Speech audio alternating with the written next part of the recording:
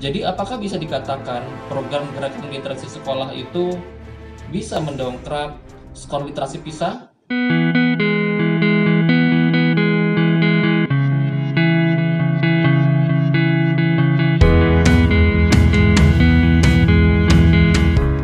Salam literasi. Sobat literasi, program gerakan literasi sekolah digulirkan pada awal 2016 dengan didasarkan pada Permendikbud nomor 23 tahun 2015 tentang penumbuhan budi pekerti. Salah satu tujuan digulirkannya program ini adalah untuk mendongkrak kompetensi literasi siswa Indonesia. Sebab dari sejumlah survei internasional yang mengukur kompetensi literasi siswa Indonesia, posisi Indonesia selalu berada di urutan terbawah. Misalnya TIMSS, PIRLS, dan PISA. Misalnya pada tahun 2015, Indonesia berada pada posisi 64 dari 65 negara di dunia, di mana literasi membaca, literasi sains, dan literasi matematika itu hanya satu lebih tinggi dari Botswana, sebuah negara di Afrika. Nah, hadirnya program gerakan literasi sekolah, salah satu tujuannya adalah untuk meningkatkan kompetensi literasi siswa Indonesia, yang salah satunya adalah melalui kegiatan membaca. Kenapa kegiatan membaca? Karena kegiatan membaca dipandang dapat membawa kompetensi literasi yang lainnya. Pada tahun 2015, dokumen World Economic Forum menyatakan ada sejumlah kecakapan yang harus dikuasai siswa agar bisa bersaing di abad 21. Salah satunya adalah literasi dasar yang terdiri dari 6 komponen literasi. Literasi baca tulis, numerasi, literasi digital, literasi finansial, literasi, sains, dan literasi budaya dan kewargaan. Nah, siswa di seluruh dunia akan dipandang mampu untuk bersaing di abad 21 jika menguasai 6 literasi tersebut. 6 literasi inilah yang menjadi tujuan gerakan literasi sekolah. Pertanyaannya adalah, setelah sekian tahun berjalan, apakah program literasi sekolah mampu mendongkrak kompetensi literasi siswa Indonesia? Faktanya tidak. Pada tahun 2015, posisi Indonesia dalam survei PISA itu adalah 64 dari 60 negara yang disurvei. 3 tahun kemudian, pada tahun 2018, posisi Indonesia bertahan di 64, tapi dari 72 negara. Yang menjadi perhatian adalah pada literasi membaca. Ya, skornya itu 371 atau turun 26 poin dari perolehan kompetensi literasi membaca di tahun 2015.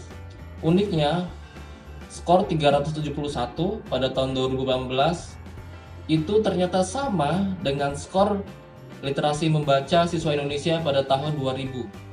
Artinya, selama 18 tahun, kompetensi literasi membaca siswa Indonesia stagnan, atau bisa dibilang sebuah kemunduran. Jadi apakah bisa dikatakan program gerakan literasi sekolah itu bisa mendongkrak skor literasi PISA? Kenyataannya tidak. Lalu, ada apa sebenarnya? Nah, ini yang memang akhirnya perlu dievaluasi. Apakah program gerakan literasi sekolah sudah berjalan sesuai dengan harapan? Karena kenyataannya, skor PISA tidak bisa terdongkrak. Saya melihat ada beberapa hal yang membuat program gerakan literasi sekolah tidak sesuai harapan. Yang pertama, ternyata dari teman saya di lapangan, banyak sekali guru yang belum membaca buku desain induk gerakan literasi sekolah, panduan GLS di jenjang SD, SMP, SMA, SMK, dan SLB. Itu adalah buku-buku panduan yang diterbitkan oleh Kemendikbud, yang ditujukan sebagai referensi bagi para guru dalam menjalankan program gerakan literasi sekolah. Di lapangan bisa kita lihat banyak sekali program literasi yang sudah dijalankan di sekolah, itu ternyata tidak sesuai dengan apa yang sudah digariskan oleh Kemendikbud. Memang GLS mendorong sekolah untuk membuat kreasi dan inovasi sesuai dengan kondisi sekolah masing-masing. Tapi ternyata karena banyak sekali guru yang belum membaca, akhirnya mereka mereka-reka, improvisasi. Kita bisa lihat juga banyak sekali kegiatan yang bisa dikatakan kontraproduktif. Misalnya, siswa setelah membaca harus membuat rangkuman. Ya, padahal rangkuman tersebut dalam misalnya desain induk GLS itu tidak diwajibkan. Diwajibkan hanya pada saat program tersebut sudah berjalan baik, ya. Jadi dalam GLS itu ada semacam penahapan, ya, untuk memudahkan guru dalam menjalankan program literasi, ya, karena memang kondisi sekolah berbeda-beda. Penahapan itu adalah kegiatan pembiasaan, kegiatan pengembangan, dan kegiatan pembelajaran. Jadi sekolah diharapkan menjalankan 3 fase kegiatan ini untuk memantapkan kondisi literasi siswa. Nah, ternyata banyak sekali guru yang abai, siswa dipukul rata harus membuat rangkuman setelah membaca. Bagaimana bisa siswa yang tidak suka baca disuruh buat rangkuman? Ya pasti mereka merasa tidak senang. Mereka merasa tidak suka. Akhirnya ada temuan di lapangan, kegiatan rangkuman, kegiatan merangkum adalah kegiatan memindahkan teks dari buku bacaan kepada jurnal membaca.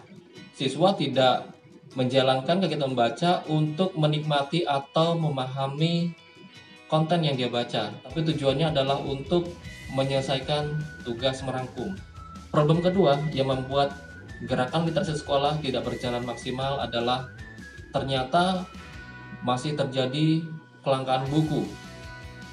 Ya, banyak sekolah, terutama di kawasan tertinggal, terpencil, terdepan, yang tidak bisa mengakses buku. Ya, mungkin di daerah-daerah tersebut buku-bukunya langka, susah ditemukan. Bahkan di daerah kota pun masih juga ada sejumlah sekolah yang tidak memiliki koleksi buku. Problem ketiga, kenapa GLS tidak sesuai harapan adalah ternyata guru yang seharusnya menjadi teladan literasi tidak menjalankan fungsinya. Ketika siswa membaca, guru ada di mana? Apa ikut membaca? Apakah sekedar mengawasi? Setidaknya itu 3 hal yang membuat program literasi tidak sesuai harapan, tidak bisa mendongkrak kompetensi literasi membaca siswa Indonesia. Sobat literasi, demikian yang bisa saya sampaikan mengenai gerakan literasi sekolah, dan silakan untuk membaca secara gratis buku gerakan literasi sekolah dari pucuk hingga akar sebuah refleksi yang saya tulis tahun 2017 dan diterbitkan oleh Kemendikbud. Terus membaca, terus berkarya, dan salam literasi.